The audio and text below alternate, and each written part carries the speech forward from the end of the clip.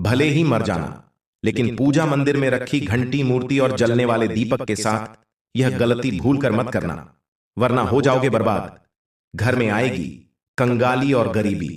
जी हां भक्तों, क्या पता आप लोग भी इन गलतियों को करते आ रहे हो, जिस वजह से आपके घर में तरक्की नहीं हो रही है, रुपया पैसा नहीं आ रहा है, घर में कंगाली जैसा माहौल हो गया हो, बार बार प्रयास करने के बाद सफलता हासिल नहीं हो रही है।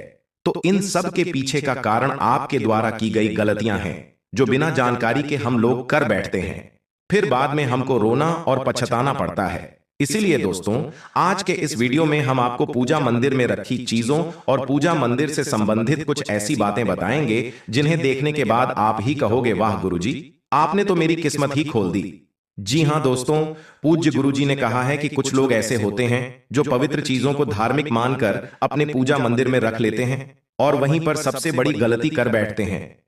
तो भक्तों, आज की इस वीडियो में हम आपको बताएंगे कि पूजा मंदिर में कौन सी चीजों को रखना शुभ होता है और कौन सी चीजों को रखना अशुभ होता है।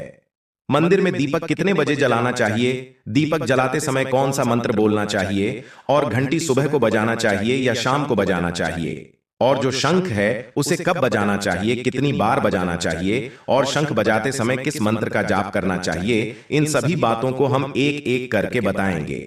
साथ ही भक्तों, हम आपको इस वीडियो में बताएंगे कि पूजा मंदिर में जलने वाले दीपक को रोज धोना चाहिए या नहीं धोना चाहिए, और पूजा मंदिर में कितनी मूर्तियां रखनी चाहिए। इन सभी 7 से 8 बातों पर आज हम विस्तार से चर्चा करेंगे, तो आप लोग अपने फायदे के लिए इस वीडियो को अंत तक जरूर देख कर जाइएगा, क्योंकि भक्तों, ऐसी जानकारी आपको लाखों करोड़ों रुपए खर्च करने के बाद भी नहीं मिलेगी और ना ही कोई बताएगा। भक्तों, हम अपने मन से कुछ भी मनगढ़ंत या बनावटी तरीके से यह जानकारी नहीं बताते हैं। हम ज्योतिष शास्त्र, धर्मशास्त्र और आर्ष मुनियों से प्राप्त ज्ञान को सरल भाषा में आप तक पहुंचाने का प्रयास करते हैं, जिससे कि हर वह जानकारी आपको फ्री और मुफ्त में प्राप्त हो सके। तो आप लोग इस वीडियो को अंत तक जरूर देख लीजिएगा।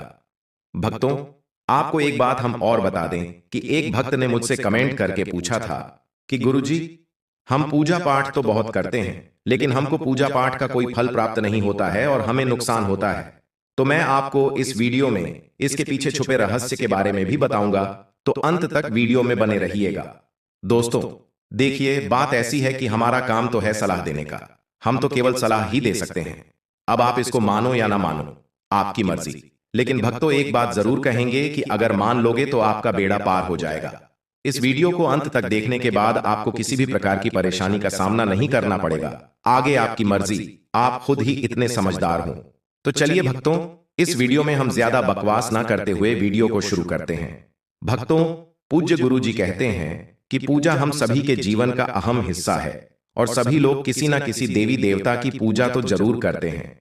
कोई देवी देवताओं की पूजा करता है तो कोई भगवान श्री विष्णु की पूजा करता है और उनकी पूजा करने का फल भी मिलता है। लेकिन क्या आप जानते हैं कि कई बार छोटी छोटी गलतियां हमारी पूजा का पूरा फल मिलने में रुकावट बन जाती हैं। यह गलतियां अक्सर अनजाने में होती हैं और हम इन्हें छोटी मोटी बात समझकर नजरअंदाज कर देते हैं। हमारे शास्त्रों में इन बातों का विशेष उल्लेख किया गया है ताकि हम पूजा में पूर्ण फल प्राप्त कर सकें। आज के इस वीडियो में हम बात करेंगे घर के मंदिर में दिए और घंटी के सही उपयोग और उनकी देखभाल के बारे में। क्या दिए को रोजाना धोना चाहिए या फिर हफ्ते में 1-2 बार? धातु का दिया हो तो उसकी सफाई कब करनी चाहिए और मिट्टी के दिए का उपयोग किन अवसरों पर करना चाहिए? साथ ही मंदिर में किस प्रकार की घंटी का उपयोग करना चाहिए, इसे कितनी बार बजाना चाहिए और कब बजाना चाहिए?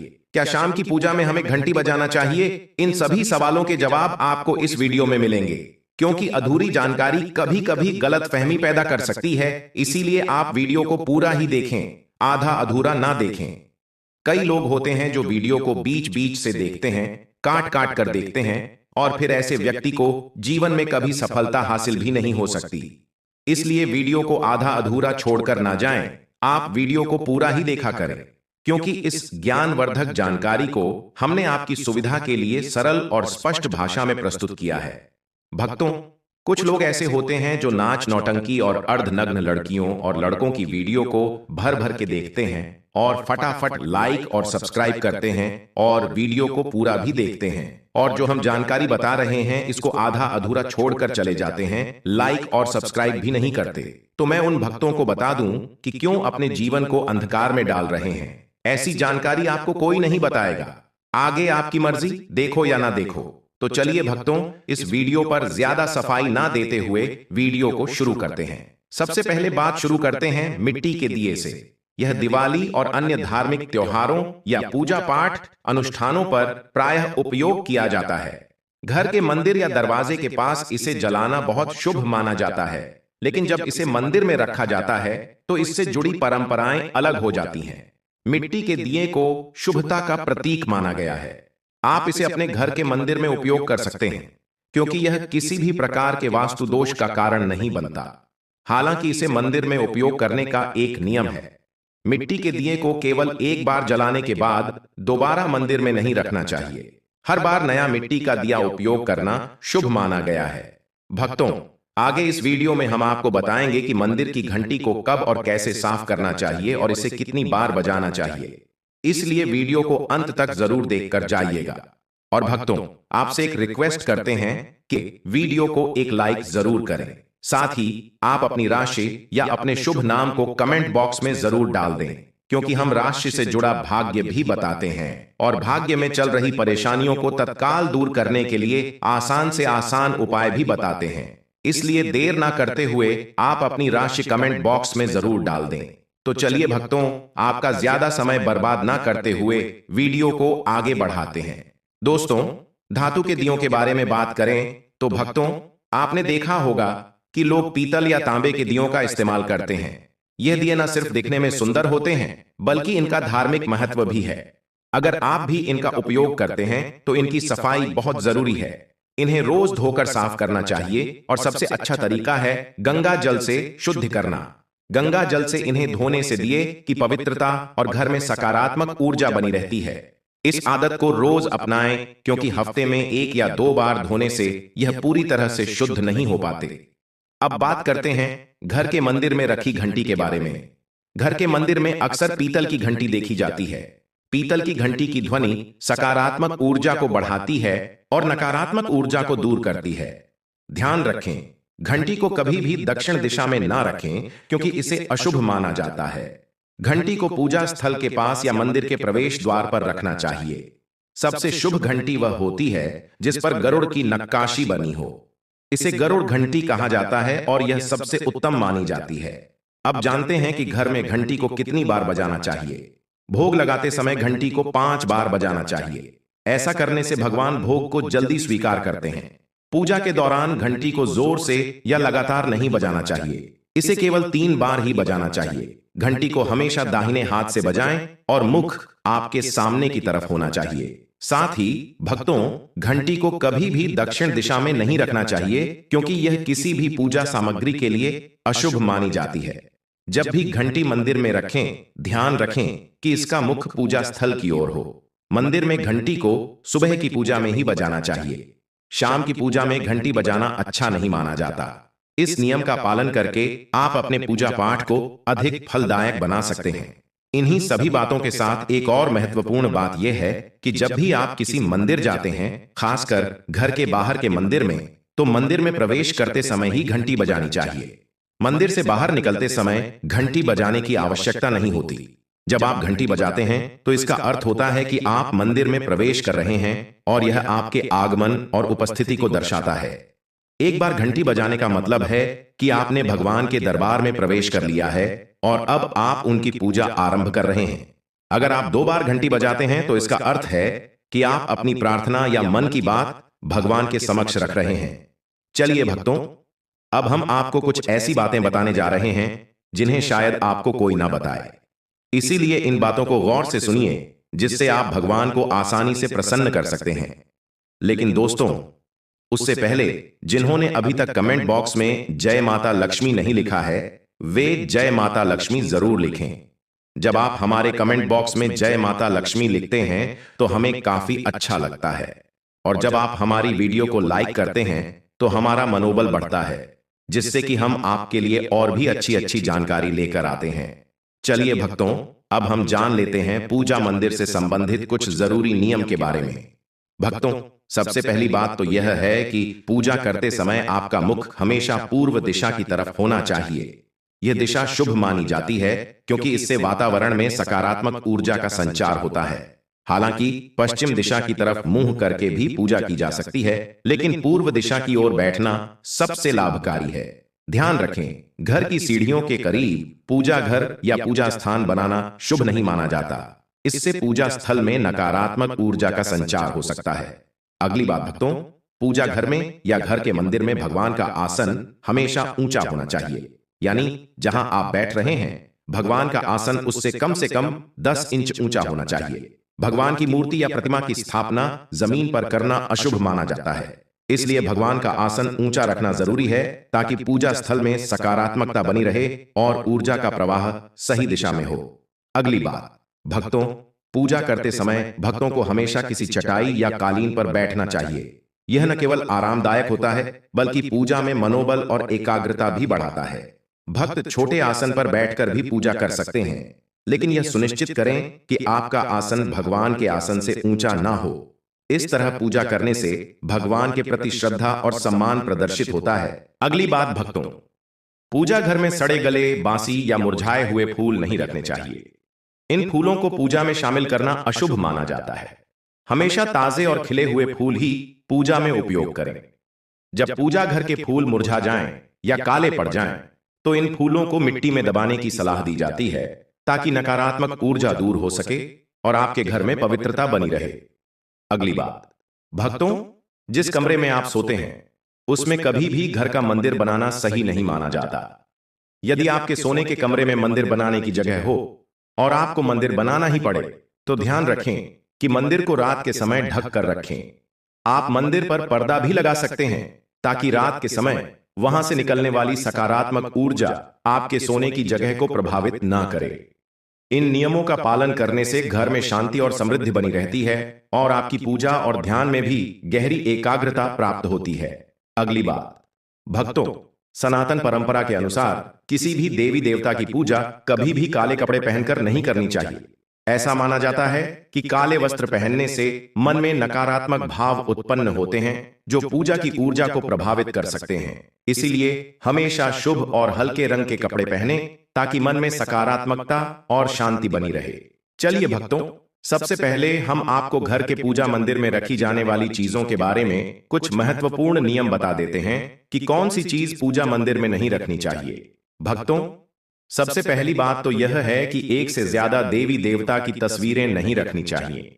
घर के पूजा मंदिर में किसी भी देवी देवता की एक से ज्यादा तस्वीरें या मूर्तियां नहीं रखनी चाहिए। इससे ऊर्जा का संतुलन बिगड़ सकता है और पूजा का असर भी कम हो सकता है। एक तस्वीर या मूर्ति को स्थान दें ताकि भगवान की ऊर्जा सही तरीके से आपके जीवन में आ सके। तो आपको इस बात का विशेष ध्यान रखना चाहिए। अब दूसरी बात पूजा मंदिर में रखे शिवलिंग से जुड़ी है। भक्तों, शिवलिंग घर में रखना बहुत पवित्र माना जाता है, लेकिन इसके कुछ नियम भी हैं। यदि आप शिवलिंग रखते हैं तो ध्यान रखें कि यह सही दिशा में और सही तरीके से रखा जाए। इसे हमेशा उत्तर या पूर्व दिशा में रखें ताकि इसकी पूजा सही प्रभाव डाले। इसके अलावा शिवलिंग को कभी भी गंदे स्थान पर या ऐसी जगह पर ना रखें जहां ज्यादा हलचल हो। भक्तों, अब तीसरी बात, भगवान की टूटी हुई मूर्तियां ना रखें। भक्तों, भगवान की मूर्तियां और तस्वीरें हमेशा अच्छी स्थिति में रखनी चाहिए। अगर किसी मूर्ति या तस्वीर में कोई भी टूट फूट हो तो उसे पूजा स्थान से हटा देना चाहिए। टूटी हुई मूर्ति भगवान की पवित्रता को कम कर सकती है और आपके पूजा स्थल की ऊर्जा भी प्रभावित हो सकती है। इसे सही तरीके से त्याग देना चाहिए ताकि घर में सकारात्मक ऊर्जा बनी रहे। पूजा स्थल पर शंख, गोमती चक्र और एक पात्र में जल रखना बहुत शुभ माना जाता है। शंख का अर्थ है भगवान के आशीर्वाद की ध्वनि। गोमती चक्र से घर में समृद्धि आती है और जल रखने से घर की ऊर्जा शुद्ध होती है। इस जल को नियमित रूप से बदलते रहें और शंख व गोमती चक्र को हमेशा साफ रखें। भक्तों, अगली बात, पूजा स्थल को हमेशा साफ और शुद्ध रखना बहुत जरूरी है। गंदगी से नकारात्मक ऊर्जा का संचार होता है जो पूजा की प्रभावशीलता को कम कर सकता है। रोज पूजा स्थल की सफाई करें ताकि वहां का वातावरण हमेशा सकारात्मक बना रहे। साथ ही पूजा स्थान को हमेशा व्यवस्थित और सुंदर रखें ताकि ध्यान केंद्रित करने में कोई विघ्न न आए। चलिए भक्तों, अब हम जान लेते हैं पूजा मंदिर से संबंधित कुछ नियमों के बारे में। पूजा स्थान को हमेशा घर के शांत और पवित्र स्थान पर रखना चाहिए, जैसे उत्तर पूर्व दिशा में। यह दिशा घर में सकारात्मक ऊर्जा का संचार करती है और पूजा का प्रभाव बढ़ाती है। पूजा स्थल को कभी भी बेडरूम या रसोई के पास नहीं रखना चाहिए, क्योंकि इन जगहों पर नकारात्मक ऊर्जा हो सकती है। ध्यान रखें कि पूजा स्थल के आसपास का वातावरण साफ और व्यवस्थित हो, ताकि ध्यान केंद्रित करने में कोई विघ्न न आए।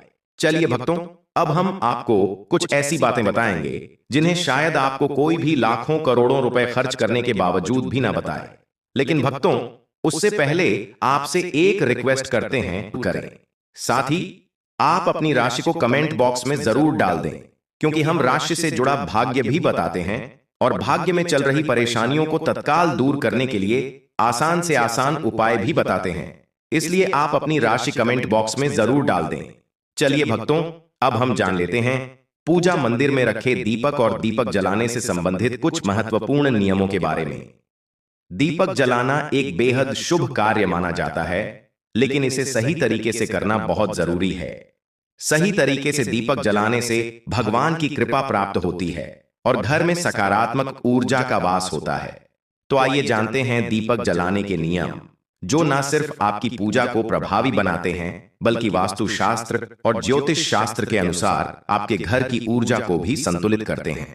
सबसे पहली बात, भक्तों, पूजा में दीपक का स्थान बहुत महत्वपूर्ण होता है।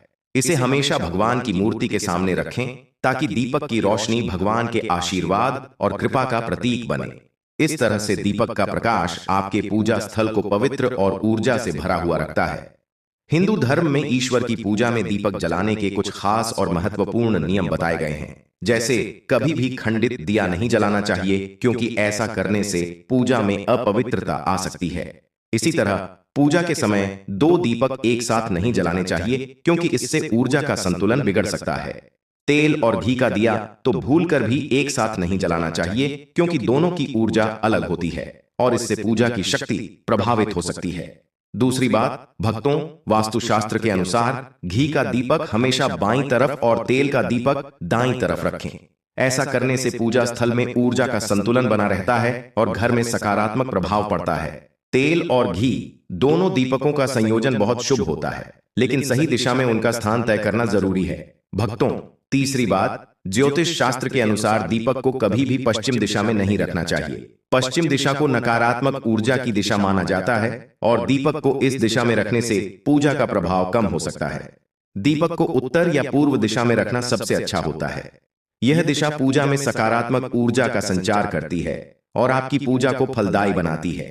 चौथी बात, दीपक जलाते समय हमेशा ध्यान रखें कि उसकी बत्ती का मुंह पूर्व या उत्तर दिशा की तरफ हो। यह दिशा सकारात्मक ऊर्जा की दिशा मानी जाती है और इससे आपकी पूजा में बढ़ी हुई शक्ति और प्रभाव का अनुभव होगा। साथ ही भक्तों, पूजा में घी के दीपक में रुई की बत्ती और तेल के दीपक में लाल मौली वाली बत्ती का उपयोग करें। यह परंपरा वास्तुशास्त्र और ज्योतिष शास्त्र दोनों में ही शुभ मानी जाती है। रुई की बत्ती से दीपक का प्रकाश साफ और स्थिर होता है, जबकि लाल मौली वाली बत्ती से वातावरण में सकारात्मक ऊर्जा का प्रवाह होता है। पांचवी बात, नवरात्रि में खास ध्यान रखें कि मां दुर्गा और मां लक्ष्मी के सामने गोल बाती का दीपक नहीं जलाना चाहिए। इससे पूजा में कोई अनिष्ट प्रभाव उत्पन्न हो सकता है। नवरात्रि और विशेष अवसरों पर दीपक का आकार और बत्ती का प्रकार ध्यान से चुनें, ताकि देवी देवताओं की कृपा प्राप्त हो। साथ ही भक्तों, घी का दीपक जलाने के बाद तुरंत तेल का दीपक नहीं जलाना चाहिए। दोनों दीपकों के जलने के बीच कुछ समय का अंतर होना चाहिए, ताकि वातावरण में शुद्धता और संतुलन बना रहे। इसे ध्यान में रखते हुए दीपक का सही समय और तरीका अपनाएं। भक्तों, छठवीं बात, दीपक को उन समयों में जलाना चाहिए जब भगवान जाग रहे हों, जैसे सुबह और शाम के समय। सुबह पूजा करते समय दीपक जलाएं और फिर संध्या आरती के लिए दिया जलाएं। यह समय विशेष रूप से पूजा और ध्यान के लिए सर्वोत्तम होता है और इस समय दीपक जलाने से सकारात्मक ऊर्जा का प्रवाह होता है। सातवीं बात, भक्तों, दीपक जलाने का न सिर्फ धार्मिक महत्व है, बल्कि यह वास्तुशास्त्र और ज्योतिष शास्त्र में भी महत्वपूर्ण स्थान रखता है।